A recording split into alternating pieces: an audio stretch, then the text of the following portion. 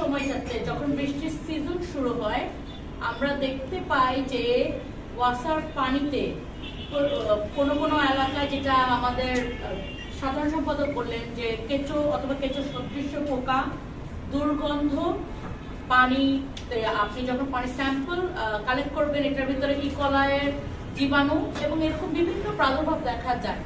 এটা আমি আপনাদেরকে, আমার কাছে স্যাম্পল আছে, আমরা যদি গুগল করি প্রত্যেক বছর 2017, 18, 19, 20, 21, 22 একই খবর, একই নিউজ হেডলাইন, ওয়াসার পানি দূষিত কেন। মানে এইটা নিয়ে বারবার কথা বলা হচ্ছে, বারবার আমরা জবাবদিহিতার আন্ডারে আনতে চাচ্ছি, সব অনেক প্রোগ্রাম করা হচ্ছে। এমনকি 2019 সালে একটা রিট করা হয় একজন আইনজীবীর মাধ্যমে, সেখানে হাইকোর্টের একটা বেঞ্চ জানতে চায় 7 দিনের মধ্যে যে ওয়াসার পানি কেন আপনার জীবাণু ক্যারি করবে এবং এটা সুপেয় হবে না কেন। কিন্তু আনফরচুনেটলি এখনো 7 বছরেও আমরা এখনো জানতে পারি নাই যে আমাদের নাগরিক হিসেবে আমরা মিনিমাম যেটা যে সুপেয় পানি সাপ্লাই আমরা পাবো, সেই জায়গাটাকে আমরা এখন পর্যন্ত কনফার্ম করতে পারি নাই। স্বাধীনতার 54 বছরে আমরা শুধু উন্নয়ন এবং স্মার্ট বাংলাদেশের ডামাডোল শুনতে পাই চারদিকে, কিন্তু একটা নাগরিকদের জন্য সুপেয় সাপ্লাই চেইন এস্টাবলিশ করতে না পারা, এটা আমাদের একটা সামগ্রিক ব্যর্থতা। এটা শুধু সরকারের না, আমরা নাগরিক হিসেবে এটা আমরা আদায় করে নিতে পারিনি এখন পর্যন্ত। আপনারা জানেন ঢাকা শহরে শীতকাল শেষ হলেই শুরু হয় একটা নতুন খোঁড়াখুড়ির কম্পিটিশন। এখানে রাস্তা খোঁড়া হয়, ওখানে রাস্তা খোঁড়া হয়, এবং এই অপরিকল্পিত খোঁড়াখুড়ি যেখানে আপনার ওয়াসা, ডেসা এবং তিতাস গ্যাস লাইনকে ইনফর্ম করা না করে করা হয়, যার জীবন যখন ইচ্ছা তখন দেখা যায় যে প্রায় যে আপনার সুয়ারেজ লাইন এবং পানির লাইন যেটা, এগুলোকে ফুটো করে ফেলা হয় এবং তখন দুটা পানির লাইন এবং সুয়ারেজ লাইন একসাথে হয়ে যায়।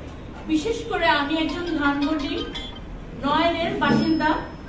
আমার বাসায়, আমি একটা হাইরাইজ বিল্ডিং এ থাকি, ওই বাসায় 100 অধিবাসী আছেন এবং আমাদের ওই রাস্তায় আমরা 7টা বাড়ি কনফার্ম করা হয়েছে যাদের এই কন্টামিনেশনটা হয়েছে। তো 7টা বাড়িতে প্রত্যেকটি হাইরাইজ বিল্ডিং, আপনি যদি 100 জন করে মিনিমাম ধরেন তাহলে 700 নাগরিক গত 10 দিন ধরে জিম্মি হয়ে আছে। আমরা পানি কিনে খাওয়ার পরও, কারণ আপনি পানি যতই কিনে খান আপনার হাত ধুতে হবে, প্লেট গ্লাস ধুতে হবে, ই কলাই যেটাকে আমরা বলি জীবাণুটা, এটা কিন্তু খুব ডেঞ্জারাস এবং খুব ডেঞ্জারাস টু কন্টেইন। এটা থেকে আপনার ফুড পয়জন থেকে শুরু করে হেপাটাইটিস সব ধরনের রোগ হয় এবং আমরা কোনোভাবে এটা কন্টেইন করতে পারছি না। আমরা এত সাবধানতা নেওয়ার পরও, বিশেষ করে আমার অভিজ্ঞতাটা বলি, আমি নিজে, আমার বাচ্চারা গত 7 দিন মোটামুটি বলা যায় হসপিটাল থেকে আসছে এবং যাচ্ছে, এবং একবার করে কন্টামিনেশন বন্ধ হয়, অ্যান্টিবায়োটিক শেষ হয়, আবার কন্টামিনেশন শুরু হয়।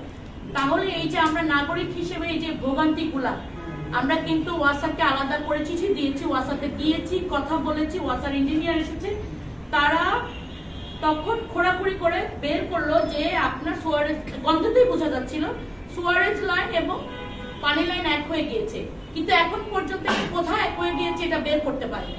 তো 10 দিন হয়ে যাওয়ার পরে যখন বের করতে পারিনি, তাহলে আমরা কি আশা করতে পারি যে কখন বের করতে পারবে। এভাবেই কিন্তু নাগরিক জীবন চলছে এবং কিছু কিছু এলাকা, যেটা আমাদের সাধারণ সম্পাদক বললো, জুরাইনের মতো এলাকা বছরের পর বছর একটা টিউবওয়েলের উপর ডিপেন্ডেন্ট হয়ে পুরা নগর জীবন চলছে। এটা তো কোনোভাবে, এটা তো আপনার আফ্রিকাতে যেখানে পানি পাওয়া যায় না সেখানেও তো এত কষ্টকর জীবন নেই। তাহলে আমরা ঢাকা শহরে আমরা কিন্তু আপনারা যারা ঢাকাতে থাকেন আপনারা জানেন যে আপনার বাড়ির ট্যাক্স থেকে শুরু করে বিভিন্ন প্রকারে কিন্তু আপনার ট্যাক্স, ওয়াসার বিল থেকে শুরু করে আমরা দিয়ে যাচ্ছি, কিন্তু নাগরিক সুবিধার বেলায় আমাদের কিন্তু একদম বলা যায় মোটামুটি জিরোতে আছি আমরা। এই যে ওয়াসার আগের এমডি যেটা বললেন তাকসিম খান, যে উনি বারবার বলতেন যে এইটা হচ্ছে ওটা হচ্ছে। 2018 সালে যখন ওনাকে জিজ্ঞেস করা হয়েছিল যে ওয়াসার পানির এই অবস্থা কেন, উনি তখন পুরোটাই দোষ দিয়েছিলেন যারা ক্লায়েন্ট তাদের উপর, যে বিভিন্ন অবৈধ লাইন আছে, ফুটো করে এই জন্য। কিন্তু ওয়াসার পানিটা যে যখন কালেক্ট করা হয় ফ্রম দ্য সোর্স, যে আপনার যে টাঙ্কি থাকে সেখান থেকে, এবং ওনাকে বলা হয় যে আপনি একটু খেয়ে দেখেন, তখন কিন্তু উনি এটা অস্বীকার করেছেন, কারণ উনি নিজেই জানেন যে ওনাদের সাপ্লাইটাই অ্যাকচুয়ালি ভালো না। এগুলো আমরা, ঠিক আছে, লাইন খারাপ হতে পারে, তার লাইনটা চেঞ্জ করতে কার দায়িত্ব? এটা তো ক্লায়েন্ট অথবা আমরা অ্যাজ আ এন্ড ইউজার এটা আমরা করতে পারবো না, এটা সরকারকে উদ্যোগ নিতে হবে। এবং তাকসিমে খানের মতোই এখনকার প্রশাসক যে আছেন, আমি জানি না ওয়াসার এখন এমডির নাম কি, ওনার কোনো পদক্ষেপ কি আপনারা দেখতে পেয়েছেন? এই যে আপনার আজকে তো এবি পার্টি আজকে 20 তারিখ যেটা করছে সংবাদ সম্মেলন, আজকেই তো প্রথম এই খবরটা বের হয় নাই যে ওয়াসার পানিতে দুর্গন্ধ অথবা ময়লা।